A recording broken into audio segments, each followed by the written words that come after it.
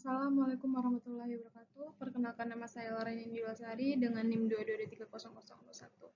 Saya di sini akan menjelaskan salah satu artikel yang berjudul tentang hambatan hukum dalam tata kelola perusahaan syariah pada lembaga keuangan Islam di Malaysia. Satu, pembahasan teori. Tata kelola perusahaan syariah berlandaskan pada prinsip hukum Islam yang menjadikan syariat sebagai sumber hukum tertinggi dalam mengatur pengelolaan lembaga keuangan Islam. Teori ini menegaskan bahwa perusahaan tidak hanya bertanggung jawab secara administratif seperti dalam tata kelola konvensional, tetapi juga harus memastikan setiap aktivitas, produk, dan keputusan bisnis sesuai dengan ketentuan syariah. Dasar teorinya mengacu pada konsep amanah, keadilan, transparansi, dan pertanggungjawaban kepada Allah. Diikuti oleh pertanggungjawaban kepada manusia, yaitu pemegang saham, pemangku kepentingan, dan masyarakat. Secara konseptual, tata kelola syariah menepati nilai-nilai syariah, etika Islam, dan maqasid syariah atau tujuan hukum Islam sebagai kerangka utama pengaturan perusahaan. Hal ini berbeda dari tata kelola konvensional yang hanya fokus pada efisiensi, peningkatan laba, dan perlindungan kepentingan pemegang saham.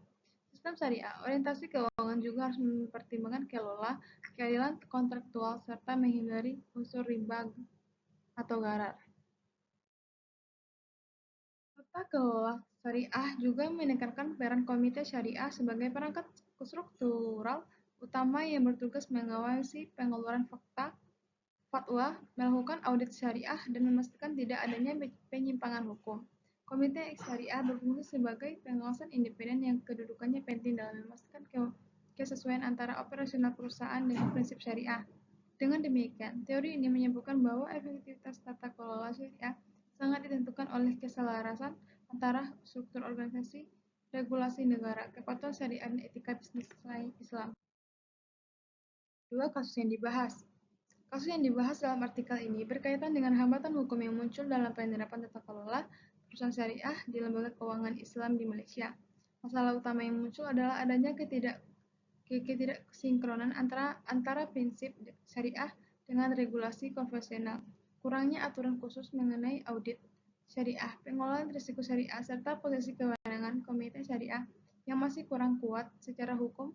Hal ini menunjukkan lembaga keuangan syariah sering beroperasi dalam kerangka hukum yang belum sepenuhnya mendukung prinsip syariah, sehingga menimbulkan konflik antara norma agama dan peraturan positif negara.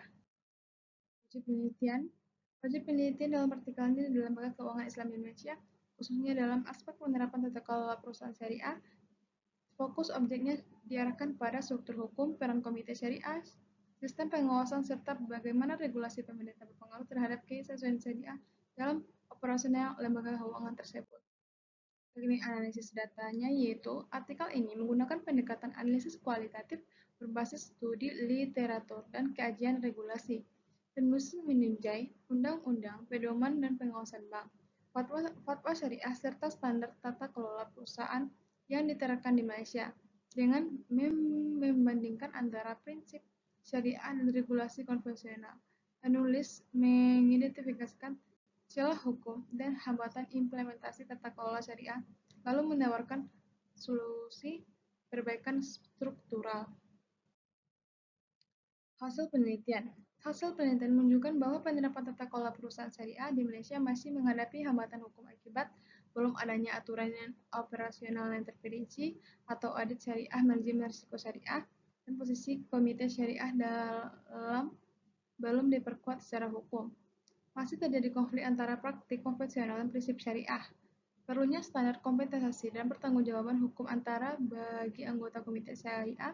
Penulis menegaskan bahwa sistem tata kelola syariah dan efektif hanya dapat tercapai jika struktur hukum, regulasi pemerintah, dan penerapan prinsip syariah berjalan secara selaras.